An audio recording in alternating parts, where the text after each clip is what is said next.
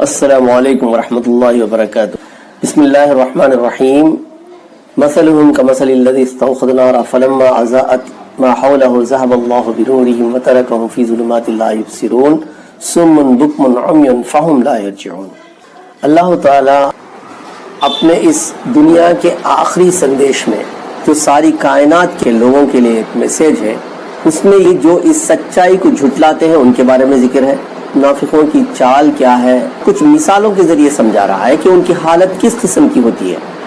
سورۃ البقرہ آیت نمبر 17 میں فرماتے ہیں کہ ان کی مثال اس شخص کی سی ہے جس نے آگ جلائی، بس آس پاس کی چیزیں روشنی میں آئی ہی تھی کہ اللہ تعالیٰ نے ان کے نور کو لے گیا اور ان کو اندھیروں میں چھوڑ دیا، اب وہ نہیں دیکھ سکتے۔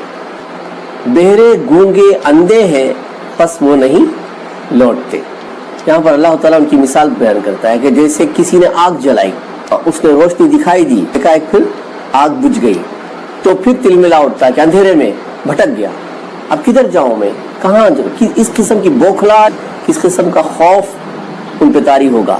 یہ کیوں اس طرح سے مثال بیان کی گئی معلوم ہے کہ مشرکین مکہ پوری طرح سے بھٹکے ہوئے تھے، اندھیروں میں، سود خور ان کی گھٹی میں پڑا ہوا تھا، شراب ان کی گھٹی میں تھا، عورتوں کی عزت ان کے لیے کچھ بھی معنی نہیں رکھتی تھی، اس حالت سے زندگی گزارتے تھے۔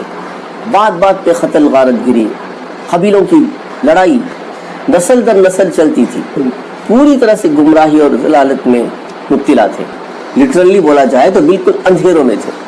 جب اللہ تعالیٰ ان کے سامنے نبی کریم صلی اللہ علیہ وسلم کی شکل میں، قرآن کی شکل میں ایک نور پیش کیا، اللہ تعالیٰ ان کے سامنے ہدایت کا راستہ پیش کیا، تو ہونا کیا چاہیے تھا؟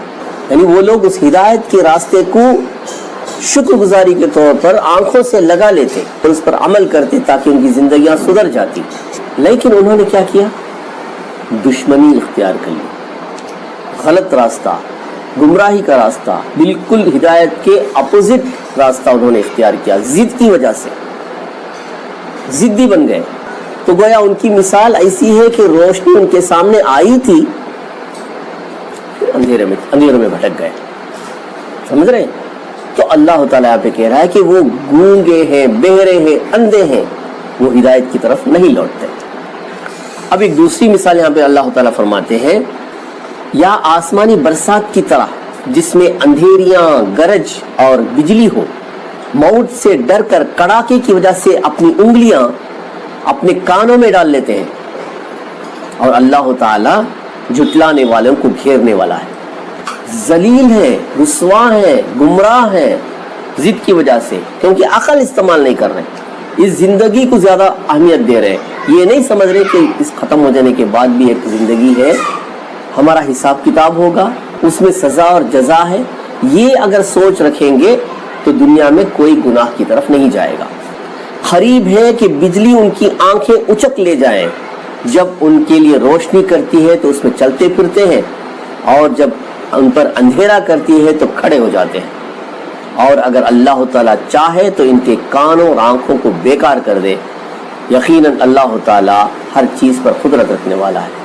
یعنی اللہ تعالیٰ غضب کا اظہار کر رہا ہے، یہ غصے کا اظہار کر رہا ہے۔ ساری چیزیں میں نے عنایت کی ہیں ان لوگوں کے لیے، آنکھیں دی ہیں، کان دیا ہے، دماغ دیا ہے، جسم دیا ہے، صحیح سوچ کے ساتھ زندگی کر سکتے ہیں، لیکن پھر بھی گمراہی کا راستہ اختیار کیا ہوا ہے۔